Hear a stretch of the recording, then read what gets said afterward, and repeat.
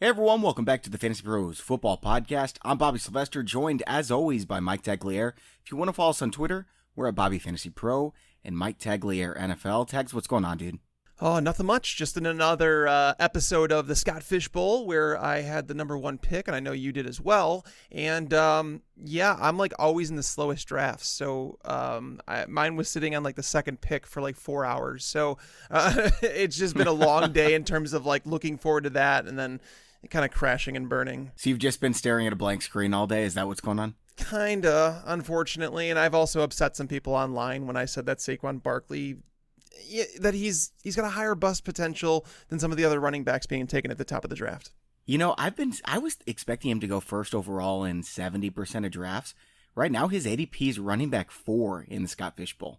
Can you explain what the Scott Fishbowl is, by the way? Yeah, it's basically, Scott Fish does this every single year, and he puts together, fans, analysts in like, in the industry and puts them all together. I think this year it's like over 1,000 teams. Yeah, we've got 1,200 teams. Yeah, it's crazy where it's like this giant tournament where we all participate, and all the money that is generated from it, whether it be subscriptions to things or whatever, it's all going to Fantasy Cares, where at the end of the year you'll see on Scott's timeline that he goes out and he buys gifts, and he shows you the receipts of everything that he goes out and buys for all these kids. And so it's so that basically kids can have a great Christmas. And it's one of those things that I really admire, and it takes a lot of time to do that. And so to participate in it, that's the least that I think we can do. I feel like this has become the tradition of, this is the start of fantasy football season for me. You know what I mean? When the Scott Fishbowl starts, everyone starts paying attention. Everyone's seeing what's going on with the ADPs, and it gives you just a landscape of, what you can expect over the next 6-7 weeks.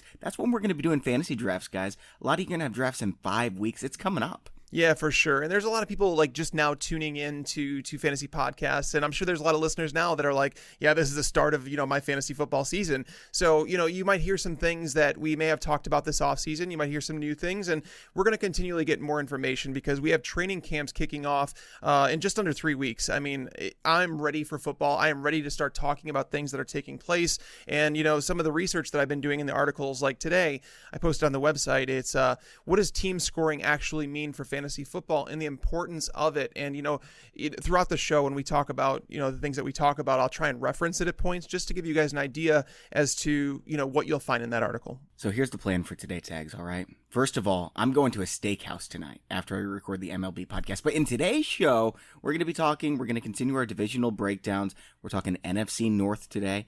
But we're going to start with the RB2 primer. And what I mean by that, we can't talk 45 running backs in one episode, right? There's just not enough time for that. We wouldn't be able to cover it well enough. So what we're going to do is we're going to be talking RBs, maybe 11 to 25. That way we can hit most of the running backs who are going to be RB2. We're going to talk about when you should be drafting them, who we're targeting, who we would recommend avoiding, and then we're going to move on and talk NFC North. Before we do, though, got a couple contests to tell you guys about.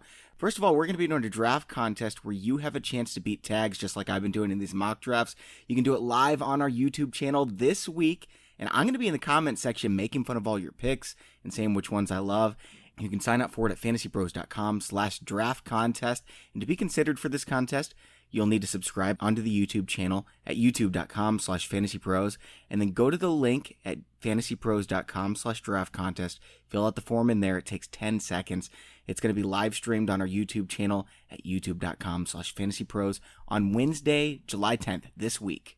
And also, we're giving away a signed Travis Kelce helmet to one lucky listener. If you want to submit your entry for that, just go to fantasypros.com/contest to enter. And again, that just takes seconds too. All right, Tex, you ready to get into this, man? I am as ready as I will ever be. Okay, so RB1s, everyone knows the top 4, Barkley, Elliott, McCaffrey, Kamara. Everyone's taking Gordon and Johnson in the top 12 as well. Bell, Connor's probably going to be gone. Todd Gurley, Joe Mixon. It really starts with Dalvin Cook at ADP running back 11. Now, obviously, I've got him higher.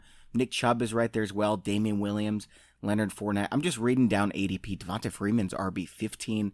Marlon Mack, Aaron Jones, Derrick Henry, Kerryon Johnson, Josh Jacobs, Sony Michelle, Mark Ingram, Phillip Lindsay, David Montgomery, Chris Carson. So that's where we'll end it.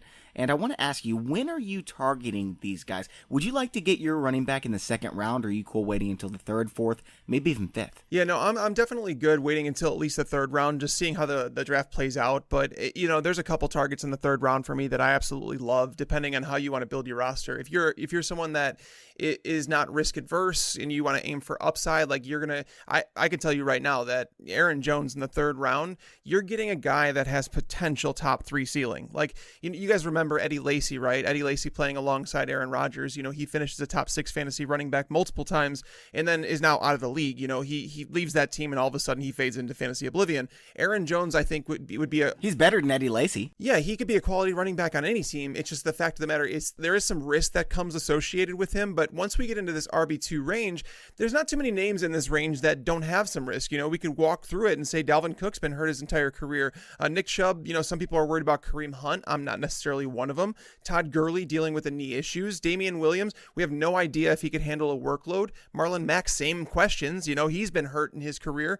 Leonard Fournette, we have offensive concerns with him. We have injury concerns with him.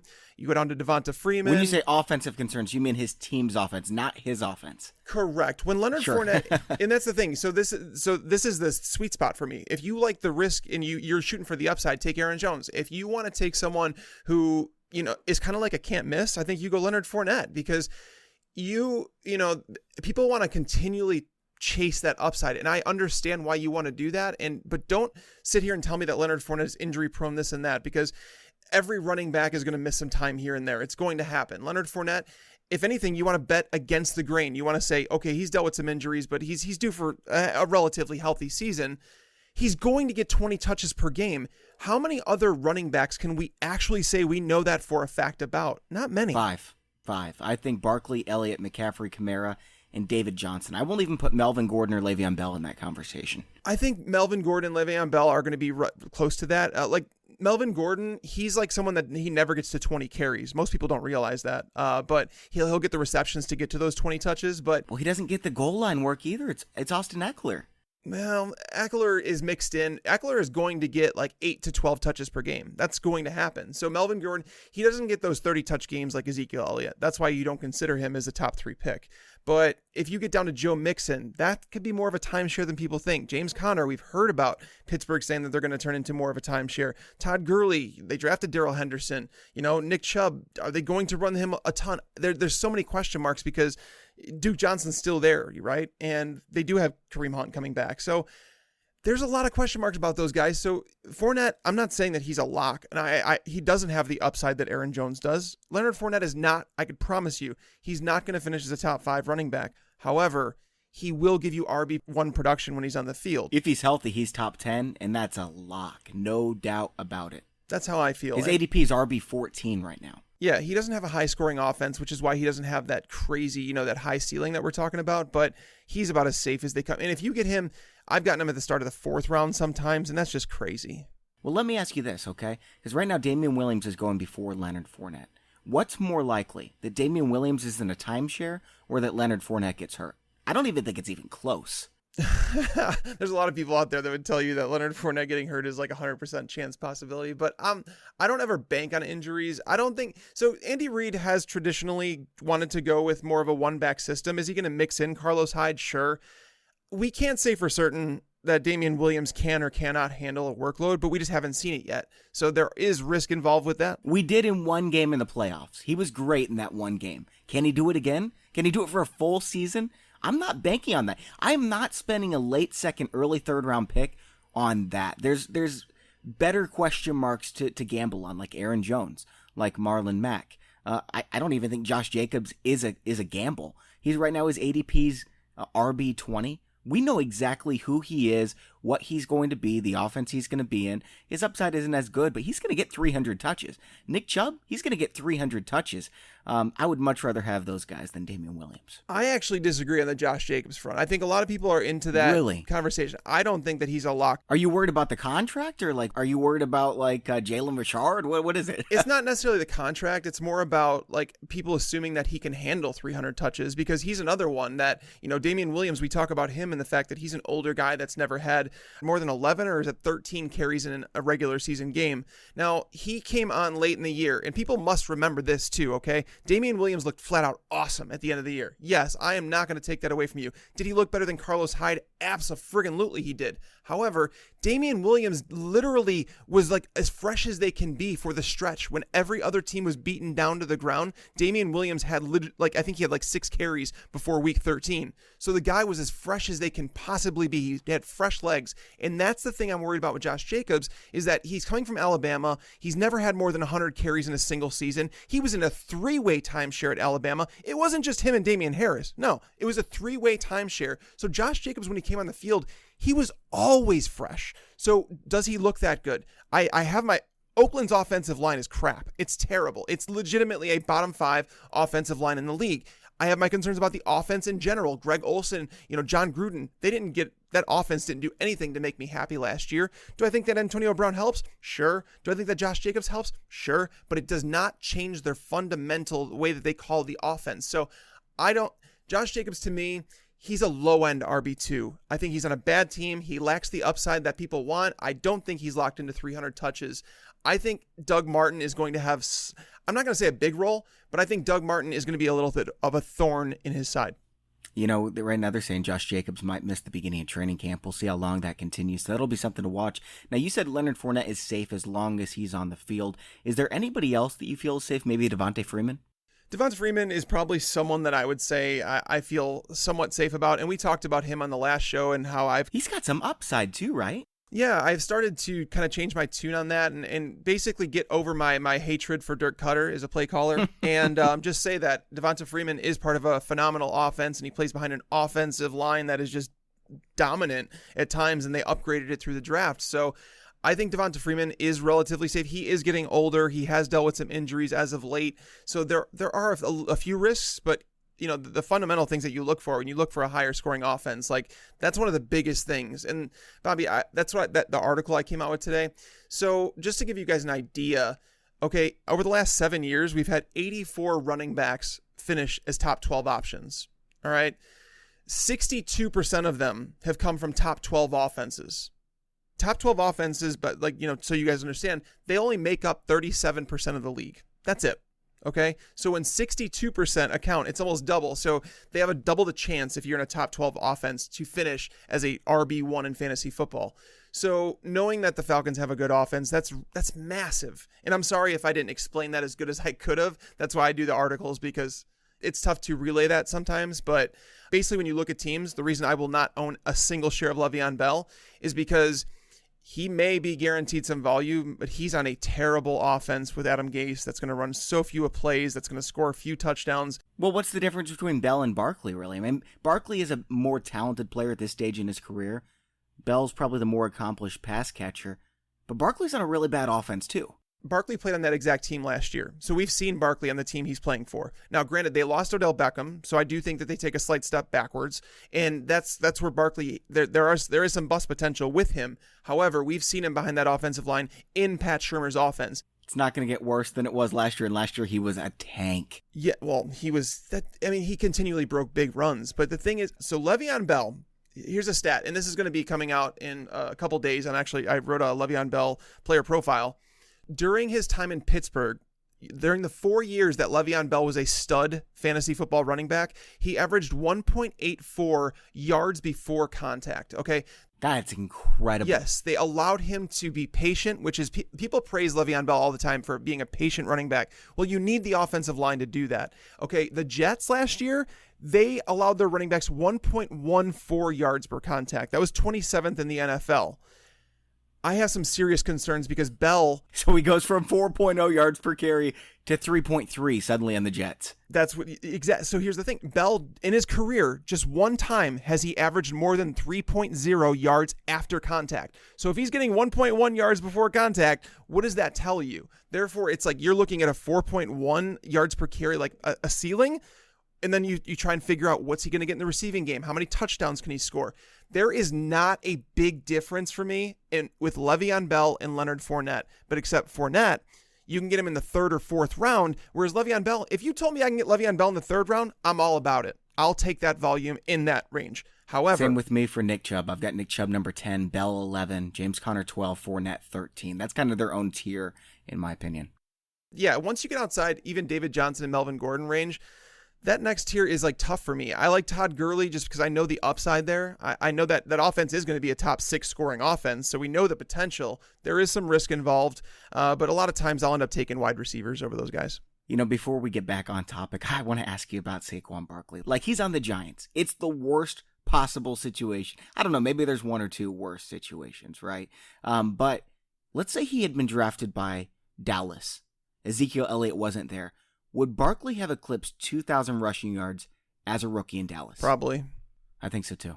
That's how good he is, guys. Well, that's the thing is like he can do the grindy thing. He can get you those tough yards, but he can also bounce runs and break them for long ones. Something Ezekiel Elliott can do for sure, but he doesn't do them nearly as often as Saquon does. So yeah, he's the best, man. He's so good. He's fun to watch, and that's the thing. I tell people, I'm not going to argue with you if you tell me you're going to take Saquon with the top 3 pick. Like I'm not going to argue with people about it, and I would take him as a top 3 pick, but it's just I need people to understand the risk associated because he's not a sure thing at number 1. That's my point, is that he's no sure thing, and ideally you're just looking to get rid of that risk. And Ezekiel Elliott has shown every single time he's on the field that he is like legitimately an elite superstar, and his offense has only gotten better since they added Amari Cooper.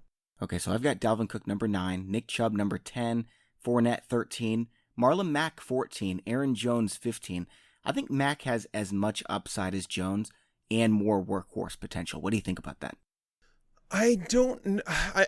He definitely has just as much upside because you have Indianapolis, another high-scoring offense. That's best offensive line in the league, mind you. Yes, I have them ranked as the number 1. I have Atlanta as number 2. Green Bay is still in the top 15, I want to say, top 12 maybe, but they don't have much depth on it. If they stay healthy for once. Right, but the thing is, they do have Andrew Luck. It is the second year in that offense under Frank Reich. They're probably going to throw the ball a little bit more. They've added a few options in the passing game. They do have Nyheim Hines, who's going to steal a lot of that third down work. So Aaron Jones doesn't have that guy. Like there is no Ty Montgomery on the team anymore. It's now he's battling Jamal Williams, who is what he is. You know, he's a guy that can walk in, handle a big workload, but he's a plotter is what he is. So Aaron Jones, to me, has 3, superstar potential. Marlon Mack does, but I think his ceiling's a little bit capped considering that Nyheim Hines is going to have a role no matter what. And they have, I'd say, a lot deeper pass-catching core. Like, they may not have Devontae Adams, but they're a lot deeper in Indianapolis than they are in Green Bay.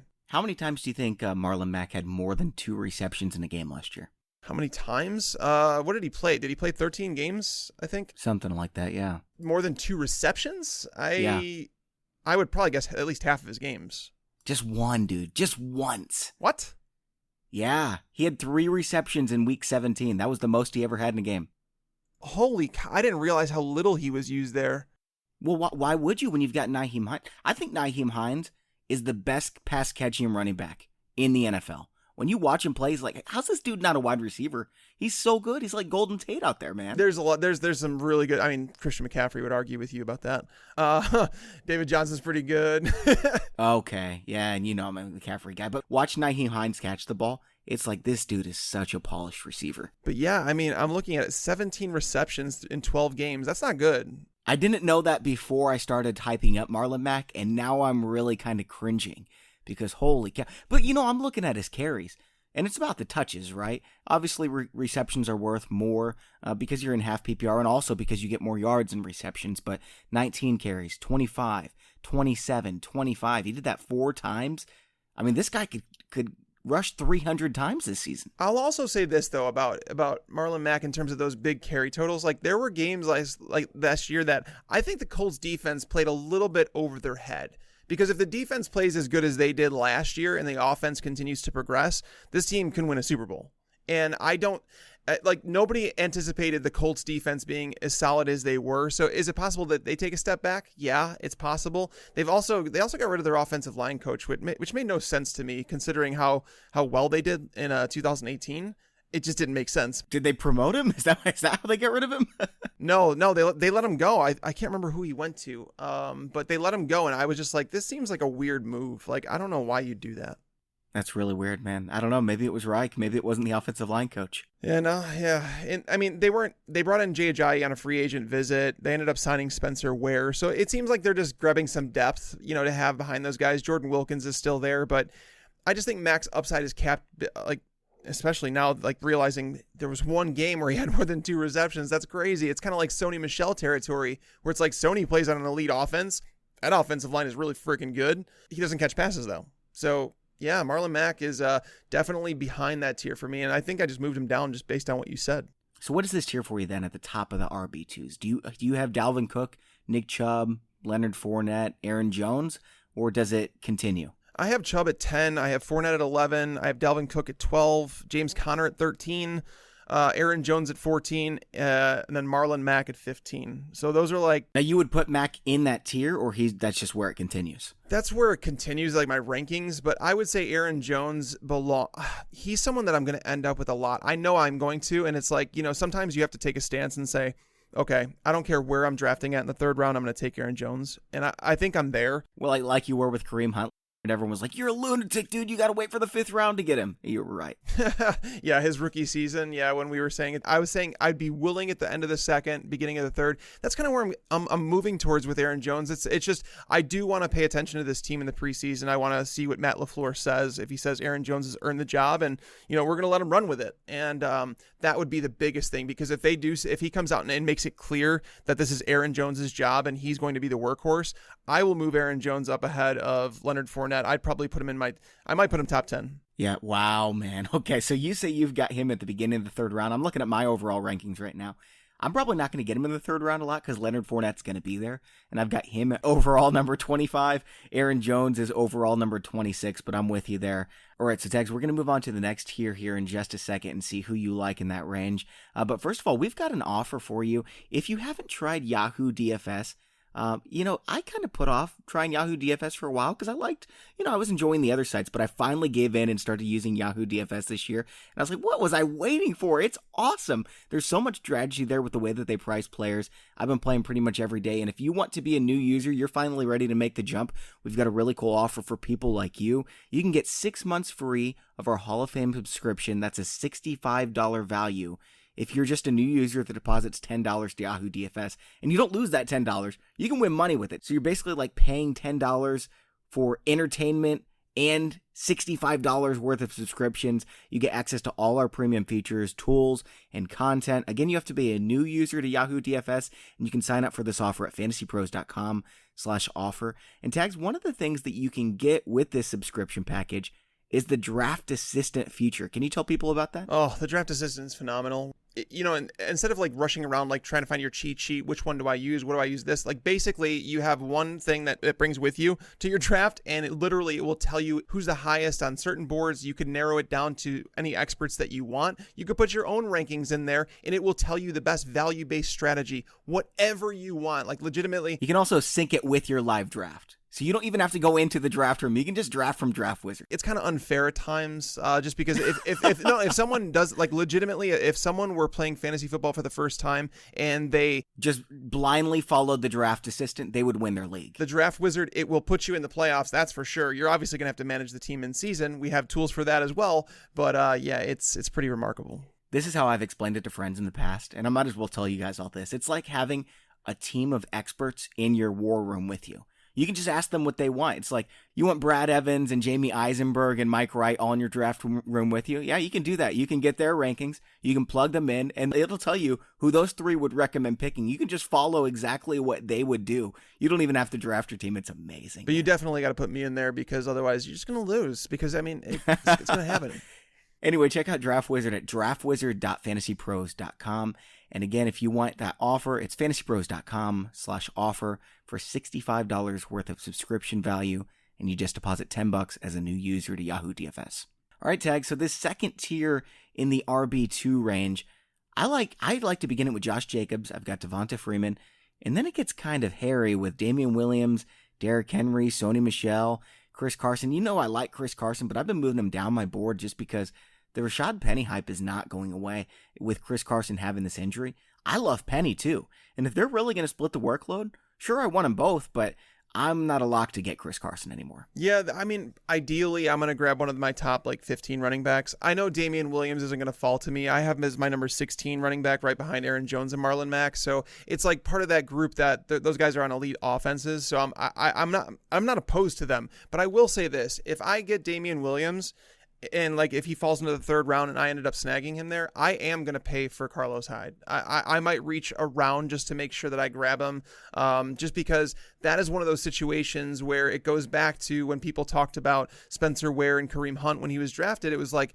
even before Spencer Ware was hurt, we talked about in the show, and I said, given their costs, because Spencer Ware was falling because people thought Kareem Hunt might take it over, and it was like a 3rd and an 8th round pick. And I said, if you're going to tell me I have to trade a 3rd and an 8th round pick for RB1 production, I'll do that every day of the week.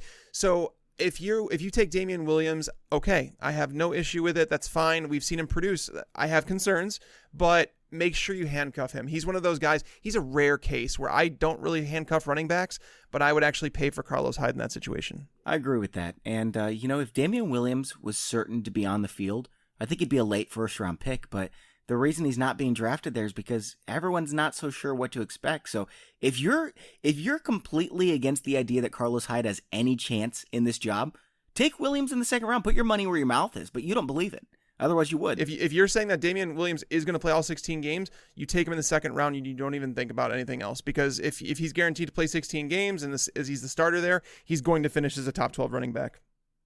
So I mentioned Josh Jacobs and Devonta Freeman at the top of this tier. I think I'd make them maybe their own tier and maybe put Marlon Mack at the top of that now that we see his reception numbers.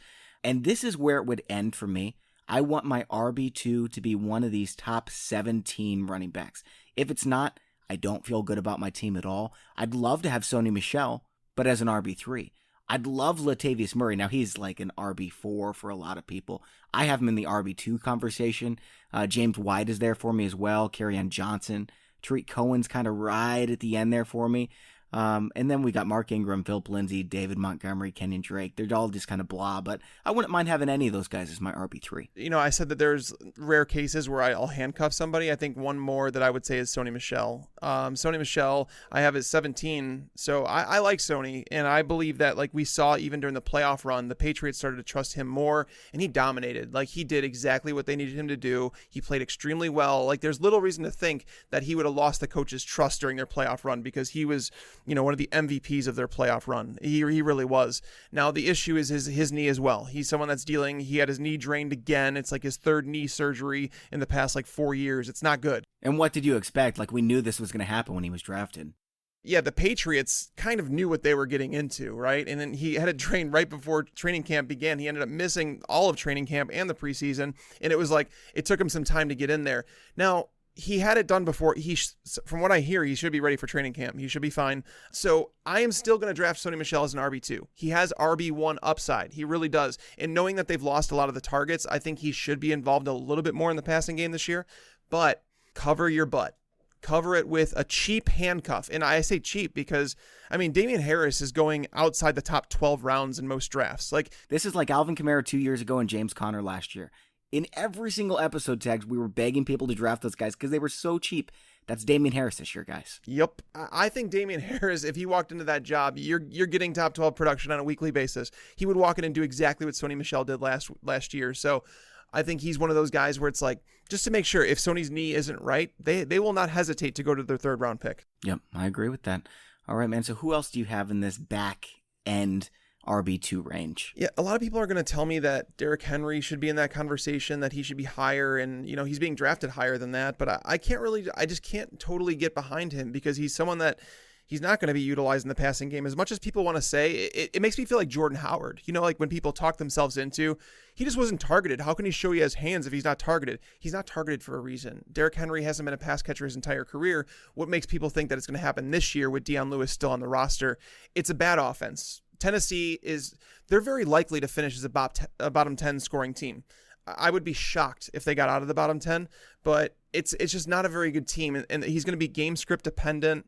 I just don't love Derrick Henry. I don't think he's the worst RB2 that you're oh my God, I just lost my draft. If you walked away with Lamar Miller as your RB2, you're not psyched about it. If you have Kenyon Drake as your RB2, you're But Derrick Henry, he presents upside, like he does have week winning upside, but you better have some stability elsewhere in your lineup if you plan on rostering him. All right, Tag, so who else do you have in this back-end RB2 range? Does James White make the cut for you?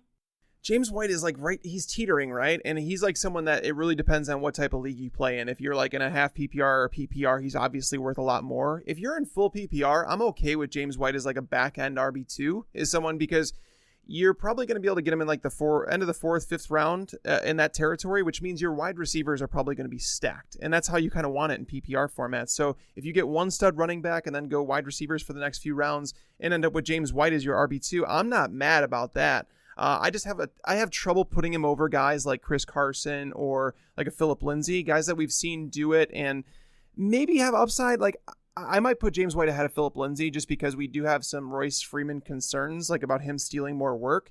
But the question becomes is like, do you take him over guys like David Montgomery? And it's like, you're missing out on some upside there, right? Because David Montgomery has the potential to finish as a top 15 fantasy running back. But then again, James White was top 10 last year. So I probably should have James White higher, to be honest with you. So I'm going to give you 4 names. You tell me where you have them ranked, okay? Yep. Where do you have Latavius Murray? Latavius Murray is at 30. 30, okay. All right. I've got him at 22. Tariq Cohen. 28.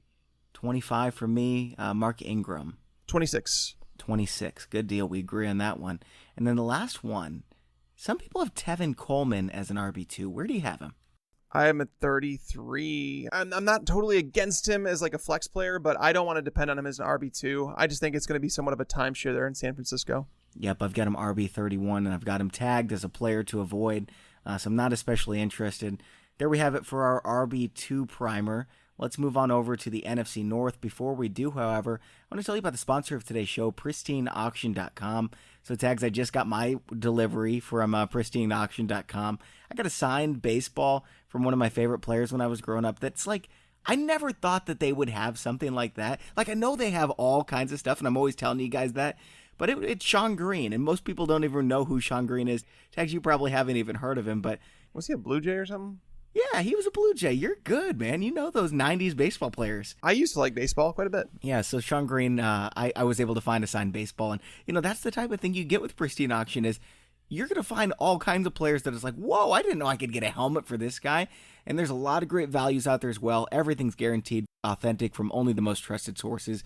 And when you sign up for Pristine Auction, they ask for a registration code right there at the top. If you just enter FantasyPros, all one word, it's going to give you $5 off, and it does us a favor because it tells Pristine Auction, hey, our podcast is actually sending people your way. Again, that's PristineAuction.com. Check out what they have for you. Hundreds of lots every single day. PRISTINE auction.com. All right, man, so let's talk the NFC North, and your Bears won the division, so we'll start with them. We know what you feel about Mitch Trubisky, but why don't you give us a quick refresher? Yeah, Trubisky, I mean, he was someone that I actually talked on the Scott Fishbowl podcast they had yesterday, and they asked me about Trubisky, and they were saying that he's become a favorite for the MVP and that people are betting. I'm like, wait a minute. We have to stop that conversation because he's not a favorite for the MVP. He's a favorite among gamblers because his odds to win MVP are 200 to 1 or something like that. Oh, that's stupid. Yeah, so it's crazy high odds, and that's why he's become a favorite. It's like a quarterback with those type of odds on a young quarterback that should take a step in the right direction. I get it, but he's not going to win MVP. But well, I don't know, man. They have one of the best teams in the NFL. If they win 14, 15 games, and he has a high touchdown rate with his rushing ability, he could win the MVP. But so many people will tie it to the defense. Is he better than Cam Newton? I think he's in the conversation. Right. Well, so many people will tie it to the defense, right? Like that's what people are going to tie it to. And that. Well, I mean, Carolina had a great defense when Cam Newton won the MVP. How many touchdowns did he have? Like 30? What's crazy about this, Bobby, is that Cam Newton last year, he threw 24 touchdowns, 13 interceptions. Trubisky, 24 touchdowns, 12 interceptions. Cam Newton ran for 488 yards. Trubisky, 421 yards. They both played 14 games. I mean, there were so many similarities in their stat lines, but Trubisky was playing with all new pass catchers, with a whole new offensive line, and a whole new offense. I think Trubisky can take a step forward, and I think he does have that ceiling of like a 500-600 yards rushing. He could rush for 4 to 6 touchdowns, and he's a better passer. Yes, he is a better passer. Then Cam Newton? It's not even close. Is this a conversation? Unfortunately, I mean, I know some people are going to fight you at Mike Taglier NFL on Twitter, but it's not close, guys. But no, and that's the thing. So if you take that rushing and you throw in 4,000 passing yards, which is definitely within reach for him, and 30 touchdowns, you're talking about a top 5 fantasy quarterback, top 6, whatever, in that territory. So to get someone like him right now, his price is outside the top 18 quarterbacks, and that's just crazy. He's one of the better steals at quarterback if you want to wait. All right, man, I like Mitch Trubisky, too. I mean, there's a couple guys I like more, so I'm not going to have many shares of Trubisky. I like his upside. I think he's also safe because of the rushing abilities. I think of him more along the lines as, like, remember when everyone wanted to draft Tyrod Taylor? Mm-hmm. He's safe like Tyrod Taylor, and he's got a big ceiling because he can pass a lot better than Tyrod Taylor. For sure, and he's built a little bit bigger, so he should have better durability than some guys like that. Mitch isn't a small guy. But I mean, the reason I like Trubisky so much is because, we're going to talk about these guys right now, is the pass catchers. Is like, you go to last year and you had Allen Robinson coming off the torn ACL. He didn't get to participate in all the offseason programs. He did get out for training camp, but I'm sure he was somewhat limited. He got hurt in the season too. And then you had Anthony Miller, who was dealing with a broken foot before the NFL draft. And like 5 separated shoulders. And I'm not exaggerating either. He separated his shoulder exactly. They said like 5 different times, but he continued to play through it. And Anthony Miller played well when he was on the field. So it's like, this kid should only take a step forward in the second year. Trey Burton had some injuries at the end of the season. I don't have crazy high hopes for Trey Burton, but he's solid. And then you add in, Tariq Cohen and David Montgomery, who's now a better pass catcher. And it's like, all of a sudden, there's a lot of guys in this offense. And it's like, there's only so many mouths to feed. And it's like, instead of trying to pick which one is going to do what, like, just take the guy distributing the ball. And again, this really should be a top 12 scoring offense with Matt Nagy. And Bobby, here's my take for it. Here's what I have. 75% of top 12 quarterbacks come from top 12 offenses. That means 8 of the top 12 offenses will produce a top 12 fantasy quarterback. And I think Mitch Trubisky is going to be in that conversation this year. You know what, Tags? I'm from St. Louis, and in St. Louis, we are trained to hate all things Chicago. I don't like the Bears. I love the Bears in fantasy football this season, man. I want all the shares of Allen Robinson. You guys know I'm going to have more shares of David Moore because I can get him at the end of drafts. But Allen Robinson is the wide receiver 2 that I want. And if I had to have him as my wide receiver 1, that means that I've got Travis Kelce and 2 stud running backs. That's fine. I'll use Allen Robinson as my wide receiver 1. I want all the shares. His ADP is way too low. Yeah, I'm good with Allen Robinson. Like, he's the number 1 on this team. Now, is there a chance that an Anthony Miller breakout? For sure. But as of right now, I think Allen Robinson is the number 1 receiver on this team. And he's being drafted around a bunch of wide receiver 2s. Like the guys like DJ Moore, guys like Calvin Ridley, Sammy Watkins is the number 2 to Tyreek Hill when he's on the field, Chris Godwin. Those are all guys going ahead of Allen Robinson right now who could be the number 1. And it's like, we didn't get to see a full healthy season. He didn't get a full off season in the new offense to develop any chemistry with Trubisky. So I think Allen Robinson's a phenomenal bounce back candidate. And if I can get him as a wide receiver 3, I'm even more psyched because I know he has that top 18 potential. Yep. I wouldn't mind whatsoever. If I've got the 5-6 turn, grabbing Allen Robinson and Mike Williams right there as my wide receiver 1, wide receiver 2. I like both those receivers, and what's crazy to me is that Robbie Anderson is being drafted right next to those guys. Isn't that stupid, man? That's gross. Calvin Ridley is wide receiver 20 in ADP. Allen Robinson's wide receiver 30, guys. Crazy. All right, other wide receivers. You already talked about Anthony Miller. I think he's got some breakout potential, so I don't mind drafting him at the end of drafts. Behind him, though, I'm not really seeing it. I don't want to draft Taylor Gabriel. Cordarrelle Patterson, Riley Ridley. I like Emmanuel Hall in Dynasty, but not in redraft. You don't draft a wide receiver 3 from the Bears, do you? Yeah, I don't think you need to. Taylor Gabriel, not many people realize he saw 92 targets last year, which is it's crazy high. 22 more than Tyler Lockett, friends. Yeah, if he was going to get that many targets again, I'd say draft him because he's someone that's actually due for reverse instead of Tyler Lockett. Taylor Gabriel is due for reverse, touchdown regression, touchdown progression is more like it. He would be someone that would be in that category, but unfortunately, as I mentioned, you're going to have healthy pass catchers coming back and these guys growing in year 2, where I don't think that we're going to see anything more than maybe 70, 75 targets to Taylor Gabriel. And what that means, it's he's going to have some fantasy relevant weeks. And what you do is you just look at the schedule and you say, if I have a bye week, if I need to pick up Taylor Gabriel, that's fine because you could just look at the wide receiver matchups. And if Allen Robinson's going to be shut down by a top tier corner, you might want to start to look at someone like Taylor Gabriel as a bye week replacement. But you don't need to draft him though. Now, Tags, behind the top 3 tight ends and then O.J. Howard and Hunter Henry, I don't like anybody. But if I had to pick someone, I'd be fine with Trey Burton. Trey Burton was a top 10 tight end last year. He's going to be again this year. He's he is what he is. He's not the guy that everybody thought he was going to be coming out of Philadelphia, coming into the Bears offense. They thought, top 5 potential.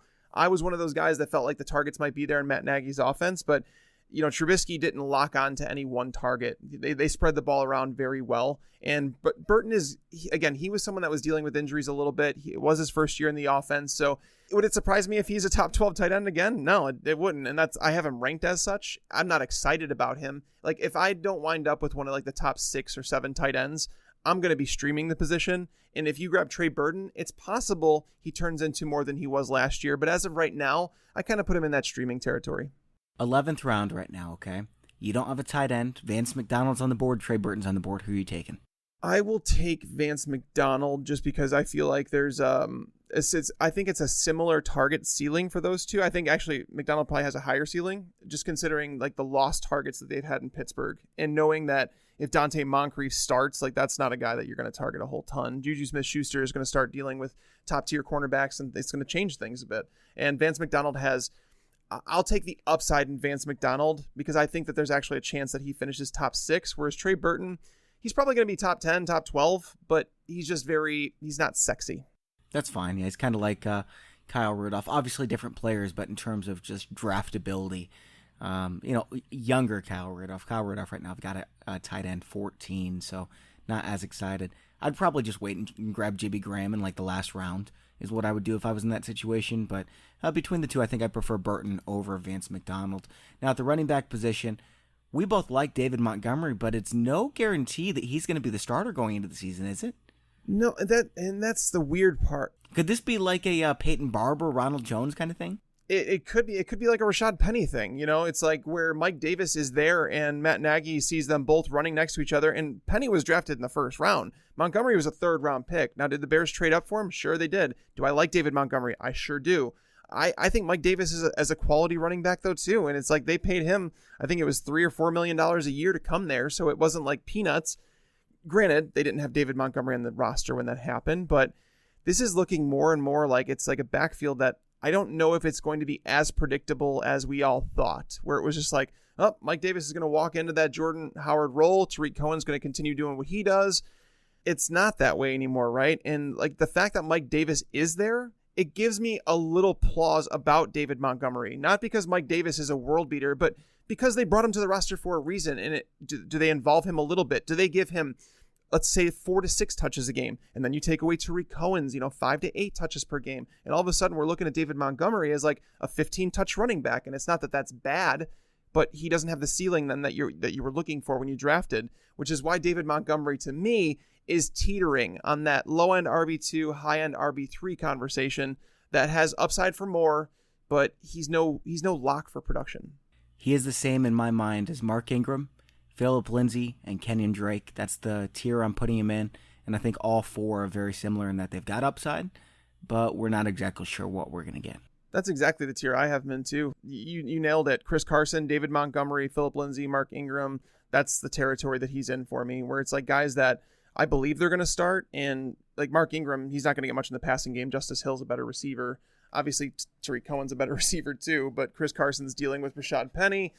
I don't know, man. It's pretty tough. But we did see Jordan Howard again, somebody that has stone hands, finish as a top 20 running back in this offense last year and a down year. So there is production to be had.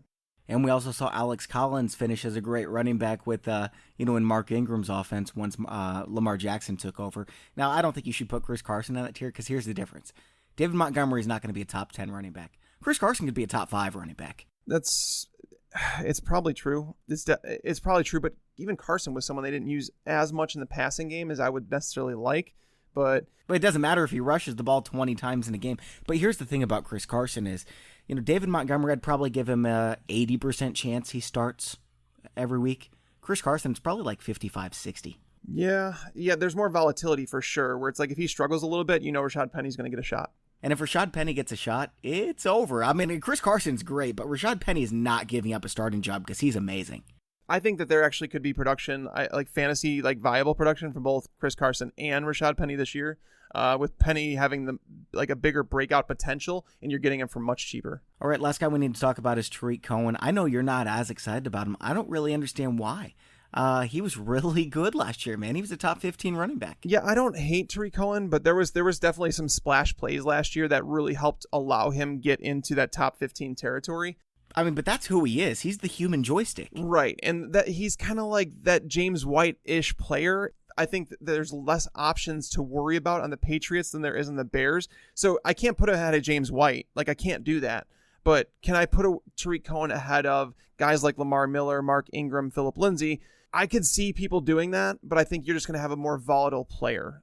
I just don't think that the Bears offense... That's fine. I'm okay with a more volatile player. I think that's the difference between us, and that's why I've got him ahead of that last range that we talked about. I got him 25, Ingram 26, Lindsay, Montgomery, Drake 27 through 29. Yeah, that's fair. All right, let's move on to the next team in the division. The Minnesota Vikings finished 8-7-1 last year. A lot of people thought that they were one of the Super Bowl favorites. I think they could get back to that conversation this year, and a lot of people are forgetting about them. They've got a healthy Dalvin Cook.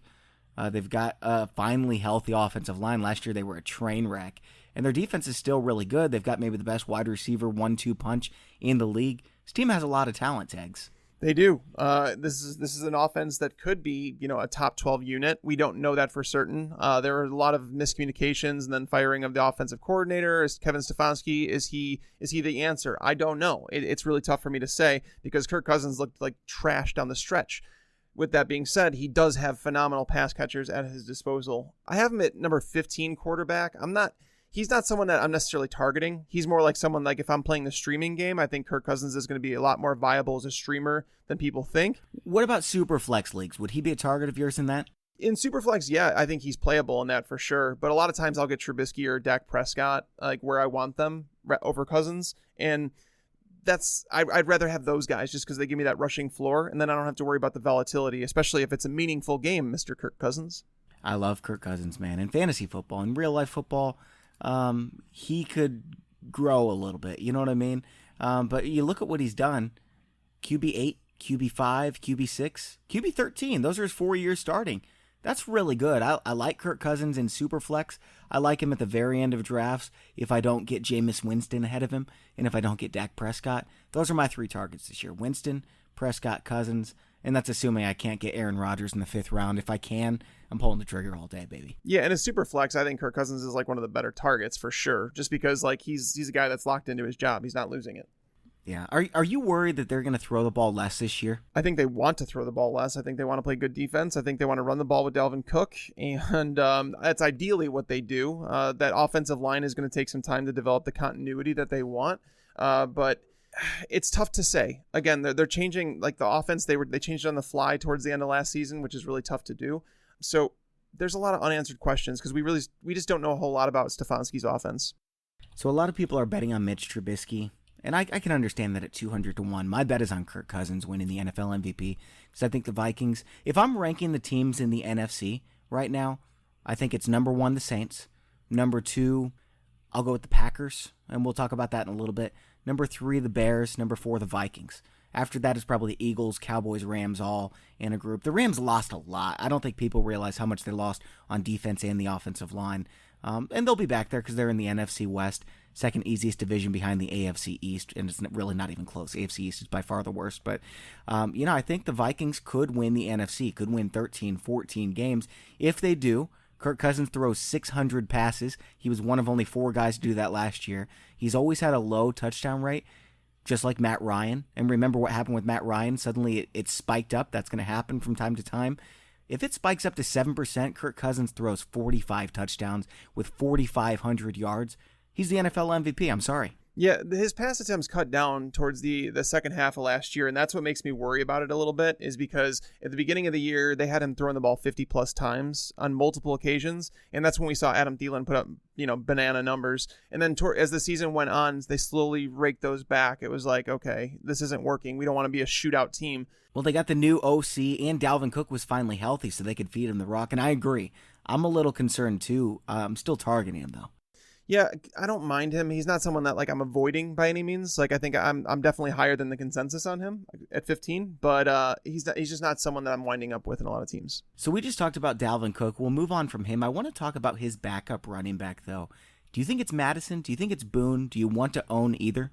It's probably Madison, considering the draft equity they used on him. It just kind of tells me that they weren't really they didn't feel okay with Boone as the backup. So I don't think you need to waste a draft pick on it though, because again, this is not an offensive line that's dominant or anything like that. It could be a high scoring offense for sure, but again, I don't want to bet on injury. And even though Dalvin Cook has been injured his first couple of years in the league, I tend to bet the other way.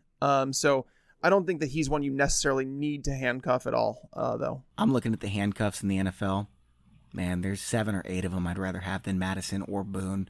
I think it's probably Madison ahead of Boone. You know how much I like Mike Boone, but like, let's be honest. They drafted Madison there. He's probably the backup. Now, we thought the same thing about John Kelly, and look, it was Malcolm Brown. But they're different types of players. Madison is not a John Kelly pass catcher first type of guy. He's a plotter, man, and he's a pretty good one. So it would be a good situation for him to fall into. I think this is a pretty good offense, but I'm not drafting him. I'd rather have Justin Jackson, Reichwell Armstead. I'd rather have Darrell Henderson, obviously, and then Carlos Hyde, Royce Freeman. Obviously, those guys are being drafted.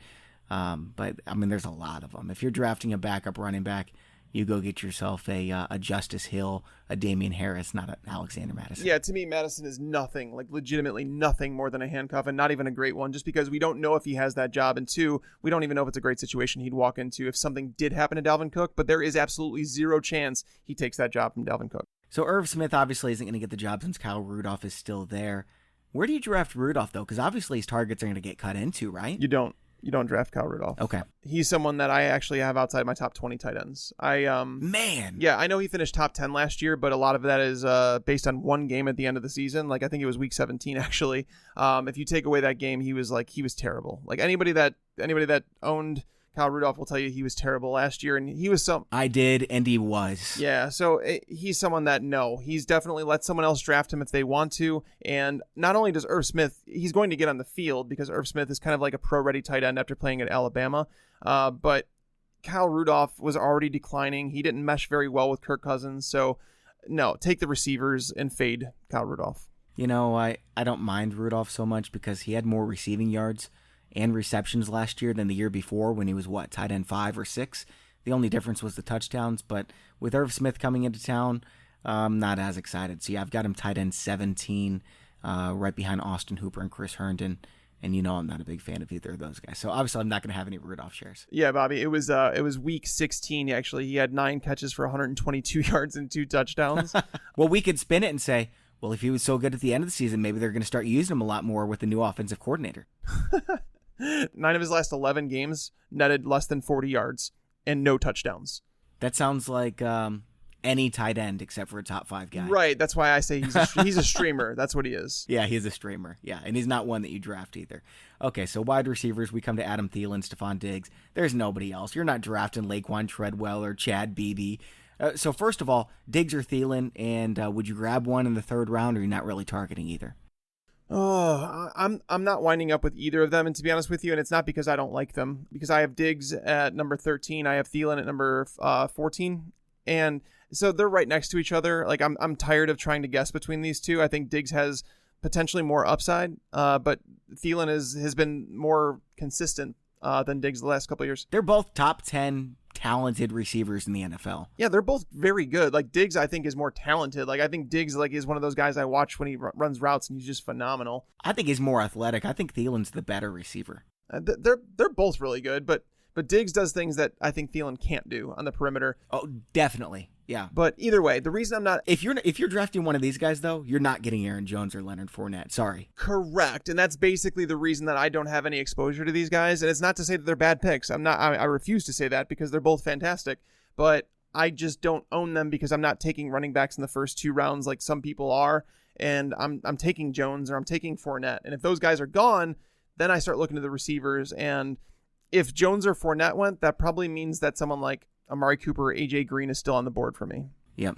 And you know what? If I have a top 3 pick, I'm getting a running back, no doubt about it. And you know what? If Todd Gurley's still there at the end of the 2nd, I'm grabbing him, and then I'll grab Leonard Fournette or Aaron Jones. I don't mind having 3 running backs just because I like the wide receivers you can get later, and obviously I'm waiting at quarterback, so I wouldn't mind that so much. But yeah, I'm with you. I don't have any shares of Diggs or Thielen. I've got them right there in that tier with Keenan Allen, T.Y. Hilton, and I would maybe put Brandon Cooks in that tier too. AJ Green is going overall. He's going 6 spots after Adam Thielen in ADP right now. I thought you meant at wide receiver. Even still, that's ridiculous, man. Thielen is number 10 receiver in ADP, and Green is 13th.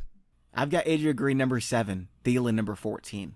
Yep, I have AJ Green up at number 8. Who are these people? Yeah, I that's crazy. That's got to fix itself over time. You would think it would. I don't know though. I mean, if someone's drafting today, they're a more serious drafter. Wait till the more casual fans get in there. I don't know, man. I think we're going to keep getting this steal on AJ Green.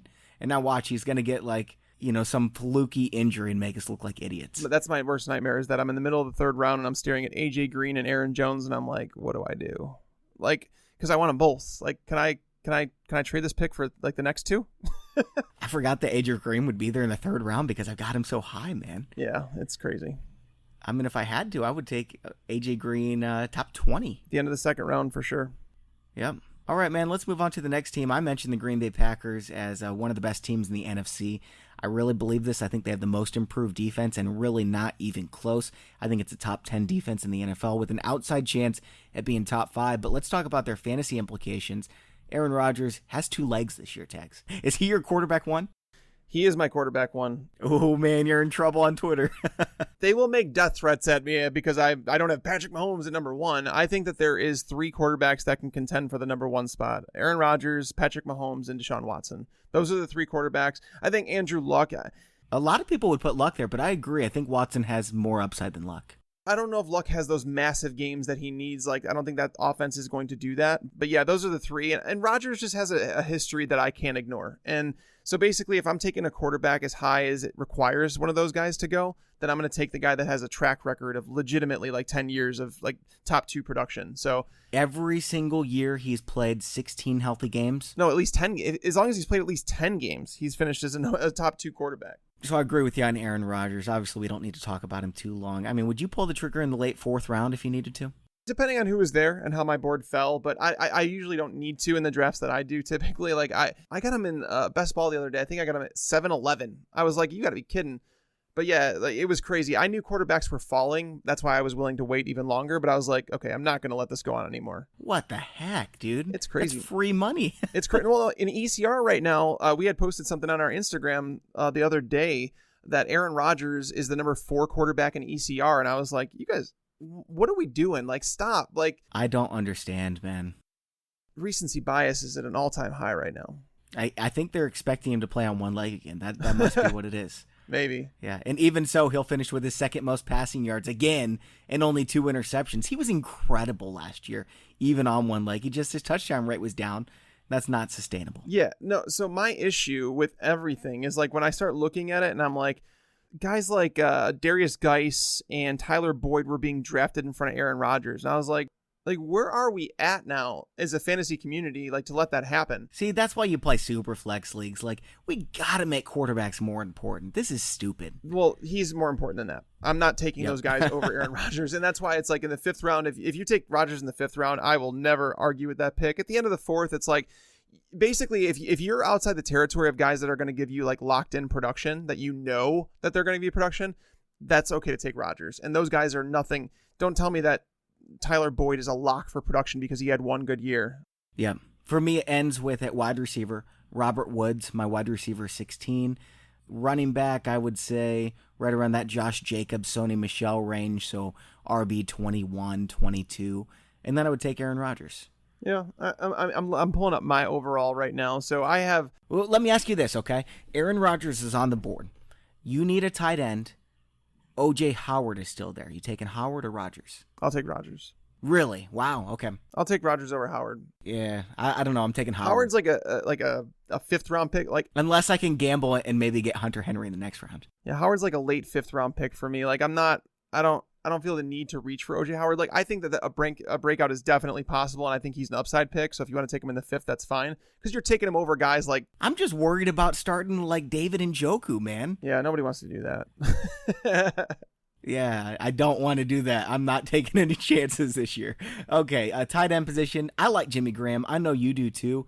He's just a streamer though, right? I like him just because he's cheap as hell. Like last year I told people to stay away from him. He was way too expensive. He was being drafted as a top 6 tight end, and I was like, don't do that. Now that it's the year 2 with Aaron Rodgers, I like him a lot more. There's been some chemistry that will be built over time. And by the way, like Graham finished, I think it was tight end 14 when he scored 2 touchdowns. Do you think he's going to score 2 touchdowns again this year? I don't. I think he'll score at least 2. Yeah. I probably think he'll score 5 or 6. Now he's getting older, but he's going to finish as a top 12 tight end in my mind if he stays healthy. And he's going to have some big weeks in there, so you can stream him. That's what I'm doing.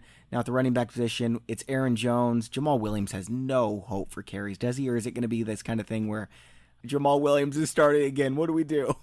I think Aaron Rodgers would kill the head coach if that happened. I will personally drive up to Green Bay. It's not that long of a ride. And have a little chat with Matt LaFleur if I can get to him. But no, I don't think it should be a possibility, but you never know. So do you draft Williams just in case, or even as a handcuff to Aaron Jones? Because when Jamal Williams was the workhorse running back for the Packers, he was a top 10 guy for a 9-week sample size. Yep, Aaron. That's what I'm saying. Aaron Jones, like, if this time next year, we might be talking about Aaron Jones, top 5 fantasy football pick. Not running back, top 5 pick in drafts. I'd say it's 50-50 that we are, man. That's what I'm saying. It's just, are the Packers going to use them the right way? Yes or no? Correct. If yes, top 5 pick. Did Matt LaFleur learn from the situation last year that he had to play Deion Lewis and he had to play Derrick Henry, mix and match them? But then he finally went to Henry and things happened. So I hope he learned his lesson. Aaron Jones is a stud. All right, wide receivers. We got Devonta Adams. He's your number 1 wide receiver, right? Yep. Me too. Well, hold on a second. No, he's not. What? Julio Jones is my number 1. I said me too because I just did this video that we're going to be putting on our YouTube channel at youtube.com/fantasypros. And it's our new versus segment. So it's Devonta Adams versus DeAndre Hopkins. Which one should you draft if you're staring at these two in your drafts? And I was breaking them down, and it's Devonta Adams over DeAndre Hopkins for me, but I've still got Julio as my number 1 wideout. I'll take Devonta Adams just because I know what his floor is. I know what his ceiling is. There's just so much there. I'm going to choose Aaron Rodgers over Matt Ryan in that aspect. DeAndre Hopkins, there's more competition for targets with him, obviously, but I don't think you can go wrong with any of these guys. Like, I think those 3 are the clear top 3 for me. I just want to throw this out there for those of you who tell me that I love it now that I like say some good things about Bears players. People tell me I'm a homer. I would not have Devonta Adams as my number 1 receiver and Rodgers as my number 1 quarterback if I actually was right. that guy. So now I'm going to become an NFC North truther. And then what happens when I tell you that I don't like Kirk Cousins? Well, no, the Bears fans are going to say you're a Bears hater, even though you're a Bears fan. Probably. Like you're trying to just pander to Packers fans or something. Just understand, guys. There's no hometown bias here. The thing is, we talk about people like, as if 50% of the people out there are like that. It's like 1% of people, and they're just annoying, and everyone knows they're annoying. For sure, and I understand it comes with it. But our job is to help you win fantasy football leagues, and the Packers can do that. And then going to the wide receivers, like Bobby, if we learn, this is a question that I asked the other day. If we learn that Geronimo Allison is the starter opposite Devonta Adams, there's no more questions about it. What do you mean learn? We already are certain that he is. There's no doubt about it, Taz. I am nearly positive. I'm not willing to say that it's 100% yet because of Matt LaFleur. I'm not assuming anything. But let's pretend that we do hear that. Like those words come out of his mouth. Like, no, he's starting. Like he's the starting number 2. How high do you draft Geronimo Allison? How high do I need to draft him? That's how high I draft him, because I'm drafting him. That's the question, though. But, like, who are you willing to draft? Give me some names that you're willing to draft him over. Like, how are you going to move him from of your man crush, Kiki QT? Oh, I like Geronimo Allison more than Kiki QT. You guys know how much I like Kiki QT. Yeah. Right now, I've got QT as my number 42 wide receiver. There you go. I've got Geronimo Allison, number 34, guys. 34. You're moving him up. I've got him right behind Tyler Boyd, Tyler Lockett, Jarvis Landry, Dante Pettis, Calvin Ridley. Yeah, I mean, if I had to, I'd take Geronimo Allison that high. Now I don't have to. He's wide receiver 48. That's probably going to creep up to wide receiver 40. So I'm taking him in the neighborhood of Dede Westbrook, of Cortland Sutton. Oh, yeah, baby. Sign me up. Cortland Sutton doesn't even belong in that territory. Give me Allison all day. Yep. So, okay, here's what it comes down to. I wouldn't mind getting one of the top 12 wide receivers. I'm probably not going to get 2 of them, because if I can, I'm going to get Travis Kelce, right? I would love a team with 3 or 4 of these wideouts. Allen Robinson, Mike Williams, Marvin Jones, Geronimo Allison, Golden Tate. Give me 3 or 4 of those 5. I love my wide receiver core. I don't know if I want Golden Tate. Every time I get on his name and I'm like, he's next in my rankings, and I'm like supposed to pick him, I'm like, I don't want to pick him. Like there's players that you do that with. I don't really want 1,000 yards and 90 receptions. That's not my kind of thing. That is not going to happen. That I would put money on. Otherwise, I'd have him as a top 20 receiver. But why is that not going to happen? Because he plays for Eli Manning. He has to pass the ball to someone. Odell Beckham's gone, man. It's not going to be Evan Ingram. We should do this for our bet for the year. I'm willing to go that far in this one. This one I'm... No, we're not, because I'm... So basically, like, everybody knows those players, right? Like you, Bobby, you have your best ball rankings in front of you when you're doing those drafts, and you always get to that player in your rankings, and you're like, all my rankings say I'm supposed to draft that player, but I don't want to. And I always do that with Golden Tate. I don't do that, man. If it comes to my rankings, I draft every single time the guy on my top of my rankings. No, that's when I move those players down my board, because I want to tell people what I would do myself. But the thing is I keep dropping him, and I'm like, Ray, can I drop Golden Tate any further? I just keep dropping him in my rankings because I can never pick him. Like right now, even with Tyreek Hill with the situation, I don't think that I can take Golden Tate over Tyreek Hill. Okay, so tags. Oh, man, tags. Golden Tate played 7 games with Kenny Golladay and Marvin Jones last year. What do you think he was on pace for? Hold on a second. That was with Matthew Stafford in an offense that he had been part of for years. That was with Matthew Stafford with much more competition for targets. But it was someone he was familiar with, and he had been there for years. And then what happened when he went to Philadelphia? Oh, he didn't know the playbook, man. What do you mean? What happened? How's he going to know the playbook in New York? What happens with any wide receiver in NFL history when they don't know a playbook? Amari Cooper, it didn't happen with. That dude's a stud. Amari Cooper is a freak of nature, and Oakland used him like he was a big hairy turd. He was splitting targets with Jordy Nelson, man. The Raiders were stupid. They were trying to lose games. Don't give me that. So answer the question. What was Golden Tate on pace for? What's your guess? It probably was something close to 1,000 yards and 6 touchdowns. If by 200 yards higher you mean close, then yeah, you're right. 1,200 yards, 101 receptions again, because that's who Golden Tate is, and that's who Golden Tate's going to be this year. I'm not buying it. All right, don't buy it. I'll win my fantasy league against you. Bring it, baby. All right, we're going to find someone for me to bet against you with Golden Tate.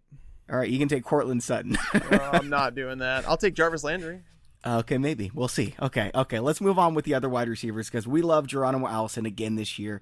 We were right last year until he got hurt, and so you can say what you want about that, but he was the number 26 receiver for the first quarter of the season. And everyone was thanking us. Yes. And I don't think anyone was like, dude, I can't believe you told me to draft Geronimo Allison when he got hurt. Like, come on. That doesn't happen. So other wide receivers that I think have some upside, Marquez Valdez-Scantling, Jake Kumaro, Equanimeous St. Brown, in that order. Is that the order you'd put them in? Even Jamon Moore I would put in this conversation as guys who could break out. We have to put this on training camp. Like, training camp will dictate who gets cut. I think one of those guys is going to get cut from the roster. Probably Equanimeous St. Brown is my guess, and I know that's going to surprise a lot of people. I mean, he was a 6th rounder. It shouldn't. Yeah, he's kind of a nutcase, man. Yeah, there's some question marks there, but Valdez-Scantling. And Rodgers loves Kumaro. They're not cutting him, and Scantling's a beast, man. He's a great athlete. He's the only one that I can't quite put my finger on. Like, I don't know how to feel about him after he got out of Aaron Rodgers' good graces last year. I just don't know how high or how low to put him. Like, I don't know if I want to draft someone like Dede Westbrook over him. Like, I'm scared about that because so many people like over Marquez Valdez-Scantling. Yeah, so many people like Dede Westbrook, and I understand parts of it, but he's also like, yeah, he's way too high. But though. Even if he's good, what does that mean? Like, Dede Westbrook, what's his ceiling in fantasy football? Is it like a top wide receiver 35? He's being drafted wide receiver 39 right now. I have him at wide receiver 54. But that's what I'm saying. Like, does it, even if Dede Westbrook is decent, does it help you win a fantasy title? That's where it's like Marquez Valdez-Scantling, I probably put higher than him just because I think it's better as a better chance that he helps you win a fantasy title than Dede Westbrook. I've got you're copying my rankings, by the way. I've got Dede Westbrook wide receiver 54, just like you.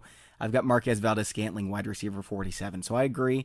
You don't need to draft Jake Kumaro, but if he's getting targets in week 1, you better pick him up. And we will remind you. But he's got a lot of upside. Jamon Moore has a lot of upside. And I'll even say Equanimeous St. Brown does, even though he's my least favorite of the bunch. Yeah, for sure. He's definitely the least favorite. All right, Detroit Lions, and we'll start with Kenny Golladay, Marvin Jones. Everyone thinks Kenny Galladay's the wide receiver 1. Like, it's not even a question in anyone's mind. I think it's more likely Marvin Jones is the wide receiver 1. I'll say it's likely that none of them finish as a top 18 fantasy wide receiver. That's my take on this. I think that's fair. Yeah, so like I looked at it in last year, I think it was the top 17 wide receivers. None of them, they were all on top 18 scoring offenses. So the Detroit Lions are like they were near the cellar last year, and I don't think they got a whole lot better. Like I know Matt Stafford was playing through some stuff, and he's going to continue to do that. But some stuff as in a broken back. Basically, yeah, like a Tony Romo type situation where it's like it's not going to be great. I just don't know how you can expect a breakout season on a team that is just not very good. It's just rare. It's looking at it. So in regards to top 12 wide receivers, wide receiver ones, over the last 7 years, there have been just 8 wide receivers who have finished as wide receiver ones while on a bottom 10 scoring team. So it's basically like one per year that there is one. So Kenny Golladay, I don't know if I'm willing to put him up there, especially with Marvin Jones back in the fold, because when Marvin Jones was healthy, he was stealing targets and he was actually out targeting Kenny Golladay more often than people realize. So you prorate his games to a full 16 games. I said this about a couple weeks ago. He would have been the wide receiver 11 last year, and he was a top 6 wide receiver the year before. Yeah, and I don't know why people are just forgetting about Marvin Jones. And he's like, I think he's 29, so he's like legitimately at his fantasy prime. 29 years old? Yeah. I thought you were saying ADP, because ADP is wide receiver 38. Oh, yeah, no, in terms of his like age, in terms of like fantasy production, which is another article I'm working on that'll be out, I think, next week. In terms of like when can you expect a fantasy player at each position, when you can expect their decline, fantasy wide receivers have their most upside, it seems like, at age 29. And then everything starts slowly going down, but Marvin Jones is still well within the chance to be the number 1 wide receiver on that team. So you don't like Kenny Golladay. You like Marvin Jones for his ADP, but you must love Danny Amendola. Is that right? No, Marvin Jones. He is not draftable, people. No, Marvin Jones, like, he's a guy that I think that you could actually use him as your wide receiver 3 and be okay, but he's not being drafted that way. And Danny Amendola, if you're in a PPR format, I actually think Danny Amendola is going to have more value than people think. Like, I'm not saying that you're like going to want to rely on him week in, week out, but if you're in a league that you have a lot of bench spots and you know you're like kind of planning for bye weeks ahead of the time, I think Danny Amendola, like, do you remember Bruce Ellington last year when he literally joined the team in the middle of the season? Okay, so you said, how can players do this, like Golden Tate? Well, Bruce Ellington did. He came to the Lions. He didn't post a whole bunch of yardage or touchdowns, but he caught tons of passes. Like, legitimately, he showed up to the team on like a Tuesday, played on Sunday. He caught like 6 or 7 balls. So I think Matthew Stafford just loves that middle of the field. I think he loves his slot receiver. So Danny Amendola, they made it a priority to get him. Matt Patricia obviously loves him coming from New England. So I think Danny Amendola is going to have more value than people think. Now, am I telling you to draft him? No. So like more value than last year? Because from week 10 on, here's what he did. 1 fantasy point, 3, 4, 3. He was on Miami. He was playing for Adam Gase, the guy that we don't draft anybody from. Yeah, with no competition for targets. Now he's got Kenny Golladay and Marvin Jones on a bottom 10 offense. But what I'm saying is like the racking up the receptions. Like I just think Danny Amendola. I think Jermaine Kearse is more likely to have a bigger season than Danny Amendola. Ew. No. Yeah, I know. Ew on Danny Amendola too. That's how ewy it is. Ew. No. We don't want that. You know who else is ew? TJ Hawkinson being drafted as a top 12 tight end. That's nuts. Like, guys, we haven't learned this. Like, I'm not kidding. There's been 1 tight end to finish as a top 10 fantasy tight end his rookie year. And that was Evan Engram when there was injuries. When they were starting Roger Lewis. Like, okay, if Kenny Golladay and Marvin Jones both get hurt, and Danny Amendola, and they're starting Brandon Powell and Tommy Lee Jones, sure. If they're starting Brandon Powell and Tommy Lee Lewis, sure, TJ Hawkinson has some upside. But, like, are you betting on that? Nope. I have him as tight end 18. Like, you guys remember... That's too high. That's too high, Tags. You guys remember that, like, Eric Ebron played with Matthew Stafford, right? You guys remember that? I do. He was very inconsistent, didn't do much in the red zone. I'm not saying TJ Hawkinson is Eric Ebron. He's actually a better football player than Eric Ebron is, but he's also younger. It's his first year in the league. We don't expect much from rookie tight ends. So I might be too high on him at tight end 18, to be honest with you, but that's where I have him right now. I've got him 22. Yeah, that's the territory. So basically, you're not drafting him. All right, running backs. Everyone thinks Kerryon Johnson's a workhorse. I don't believe it, man. Even Kerryon Johnson doesn't think he's a workhorse. And I'm not saying that like as a joke. Like Kerryon Johnson said, I'm not a 3-down back. Yeah, he basically saying that he's not someone that wants to handle like a giant workload. He wants to remain efficient on the touches he gets. So I do think he's a 3-down back, but the problem is he's now dealing with CJ Anderson for carries. Like CJ Anderson was coming off a massive postseason. Like everybody knows CJ Anderson outproduced Todd Gurley, yada, yada, yada. and then like he signs with the Detroit Lions. So the Lions also tried to sign Malcolm Brown, if you guys don't miss that. And then the Rams matched the offer sheet. So the Lions were clearly interested in a short yardage back, someone who could bang on the first and second down. So that was a priority for them. If that's not like a warning sign, Kerryon, I have it running back 19. But again, we're going back to that conversation. He plays for a bad offense, and guys that play for a bad offense have very limited upside. And knowing that he's going to have somewhat of a timeshare and probably lose some goal line carries to CJ Anderson, Kerryon is nothing more than an RB2. Yep, I agree with that, man, and I've got him low RB2. Theo Riddick's still there, too, so we'll see how much they pass the ball to him. I think the Lions have a fairly talented team. If they were playing the AFC East, I'd predict they'd win 8-9 games. But they're playing the NFC North. This is the hardest division in all of football. I think they've got 3 of the best 4 or 5 teams in the NFC, and the Lions are going to be playing down. I don't love Kerryon Johnson this year. Yeah, it's sad too. I like Kerryon the player, I do, and I think that he's like in dynasty leagues, don't get rid of him or anything like that because he might develop into more. But right now, I just don't think you want to invest more than like a low end RB2 price tag on someone that has a lot of red flags. I agree. All right, man, that's all for today's show. We'll be getting you more divisional previews in the future, and we're kicking it up to 3 shows this week. In season, it's crazy. I think we do 4 during the week. And then, like, I have a Sunday show. I don't even remember. Dude, like, it just basically gets into this point where it's like you're in that zone and you kind of just forget how many things you're doing. We're entering that twilight zone. It's a grind, but it is awesome because we're about to start watching football. Woohoo! All right, guys, that's all for today's show. And thank you to the sponsor of today's show, PristineAuction.com. You can check them out at PRISTINE. And make sure to sign up for the Beat Tags contest at FantasyPros.com/contest. Got to do it quick because we're doing the live mock draft on YouTube at YouTube.com/FantasyPros. Wednesday, July the 10th. That's this week. So again, FantasyPros.com/draft contest. And while you're at it, take advantage of our offer where you can get 6 months free of a Fantasy Pros Hall of Fame subscription, $65 value, by depositing $10 as a new user to Yahoo DFS. Go through FantasyPros.com/offer to make it happen and see more details. For Mike Tagliere, I'm Bobby